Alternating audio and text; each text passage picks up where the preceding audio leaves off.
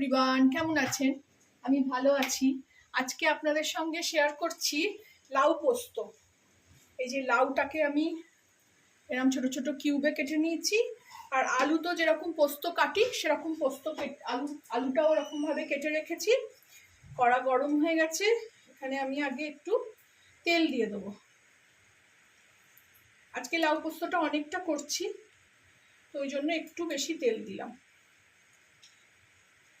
ছোট কলা আমার 5 কলা মতন দিলাম। তেলটা গরম হয়ে যাক।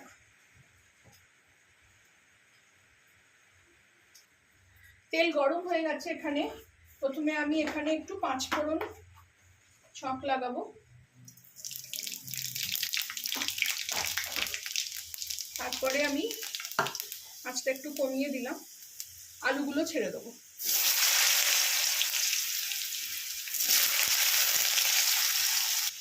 এখানে আমি আলুগুলো সব ছেড়ে দিলাম। গ্যাসটা একটু জোরে লাগাবো, জোরে করে দিলাম গ্যাসটা, দিয়ে আমি ভালো করে আলুটাকে আগে ভেজে নেব।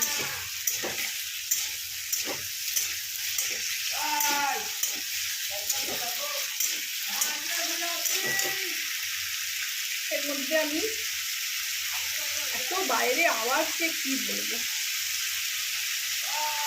4টে কাঁচা লঙ্কা চিড়ে দিয়ে দেবো।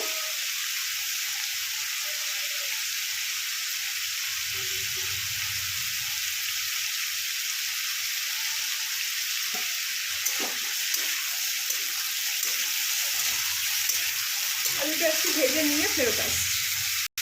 আলুটা একটু খানিকটা ভেজে নিলাম, খুব একটা লাল করার দরকার নেই। এর মধ্যে আমি এবারে লাউগুলো দিয়ে দেবো।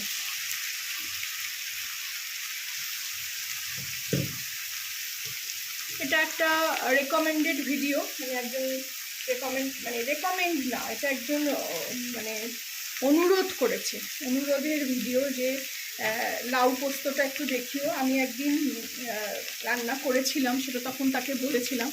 আমার মাসতুতো বোনই সে, তো সে বলেছে দেখাস তো তাহলে লাউ পোস্তটা, তাহলে আমিও করব।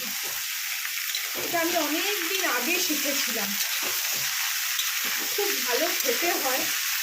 লাউ সাধারণত কেউ খেতে চায় না, এইভাবে লাউ করে দিলে খাওয়া হয়ে যায়, উঠে যায়, অত বোঝা যায় না। লাউ পেঁপে এগুলো নিজস্ব তো কোনো স্বাদ নেই, তো এইসব পোস্ত সর্ষে এইভাবে করলে জিনিসটা উঠে যায়। আমি এখানে একটু হলুদ দিয়ে দেবো।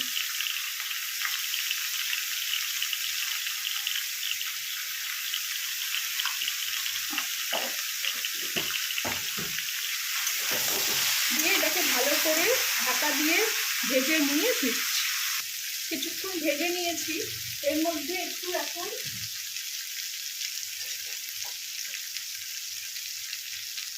কাশ্মীরি লঙ্কার গুঁড়ো দেবো, এতে কালারটা ভালো হয়।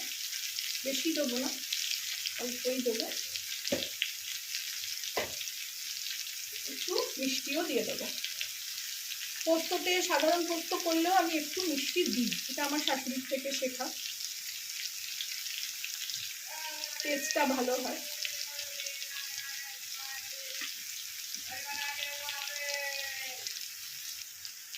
এবার একটু নুনও দিয়ে দেবো, যাতে আলু আর লাউটাই ঢুকে যায়। পোস্তটা আমি একটুখানি সর্ষে দিয়ে বেটেছি, এটা আমার সন্দীপ কাপুরের থেকেই শেখা, খুব ভালো টেস্ট হয়।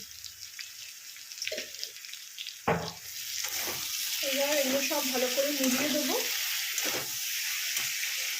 দিয়ে ঢাকা দিয়ে এটাকে হতে দেবো, কারণ লাউ থেকে একটু জল বেরোবে, এতে আলাদা করে বেশি জল দেবো না। যদি দরকার পড়ে পোস্ত দেওয়ার পর পোস্ত ধোয়া মানে মিক্সি ধোয়া জলটা তখন দেবো। ভালো করে মিলিয়ে দিলাম, দিয়ে এবারে ঢাকা দিয়ে দেবো। কম আছে, এটা হতে থাক। খুলি এবারে, এই দেখুন কি সুন্দর রংটাও হয়েছে।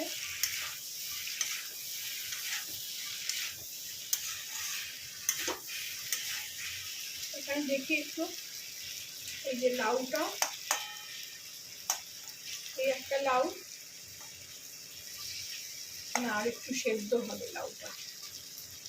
লাউটা না খুব একটা ভালো পাচ্ছি না, মানে ঝট করে সেদ্ধ হয়ে যায় এরকম না, আলু সেদ্ধ হয়ে গেছে।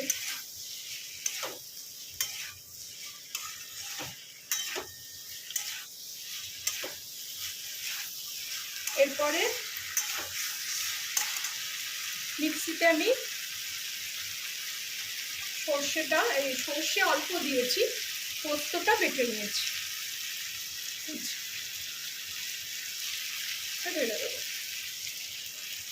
আপনাদের আগেও দেখিয়েছি যে আমাদের এখানে 20 টাকার ওই জেকের প্যাকেট পাওয়া যায়, সেইগুলোই দুটো নিয়ে নিলেই আমার হয়ে যায়। এটা মিক্সিটা ধুয়ে একটু জল দেবো।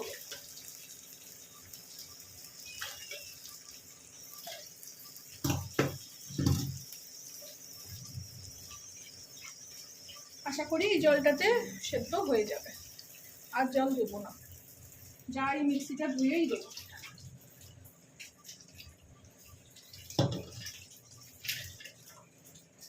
এটা একটু জোর করে দিলাম আগুনটা, আঁচটা। কড়াইটা রান্না করতে করতে বেঁকে যায়, একটু সোজা না হলে সব দিকে আগুনটা ভালো করে পায় না।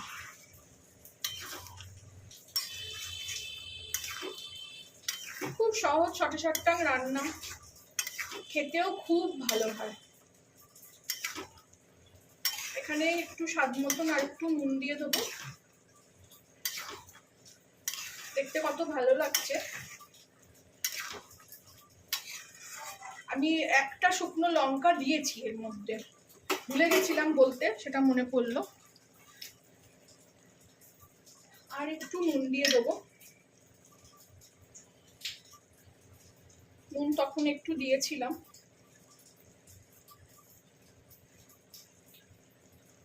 ভাত দিয়ে খাওয়ার জন্য ওই একটুখানি চামচে করে যেটুকুটুকু ওঠে ওইরকম ভাবেই আমি দিই, চামচ ভর্তি করে দিই না।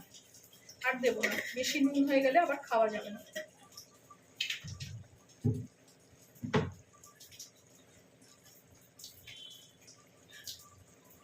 আপনারাও এইভাবে বানাবেন, খাবেন, আমাকে জানাবেন কেমন লাগলো। পোস্ত অনেক রকম ভাবেই করা যায়, পটল পোস্ত, ভেন্ডি পোস্তটা আমার চ্যানেলে আছে, ওখরা পপি সিড বলে। এটা আবার লাউ পোস্ত করলাম, যাকে নুনটাকে ভালো করে মিলিয়ে দিলাম, দিয়ে আবার এটাকে ঢাকা দিয়ে দেবো। এটা ভাপে হতে থাক, ততক্ষণে আমার লাউটা সেদ্ধ হয়ে যাবে। ফিরে আসলাম।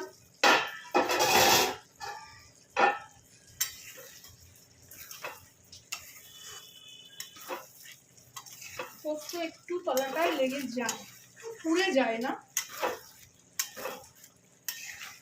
আর একটু জল আছে, এটা আর একটু শুকোবে।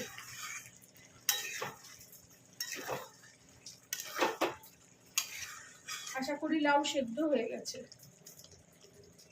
হ্যাঁ, আপনারা এইভাবে বানাবেন, আমি যেভাবে শেয়ার করলাম। ভালো লাগলে আমার চ্যানেলটাকে একটা লাইক, শেয়ার এন্ড সাবস্ক্রাইব করে দেবেন।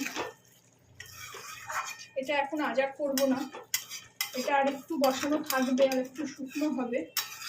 খুব ভালো পোস্তর গন্ধ ছাড়ছে।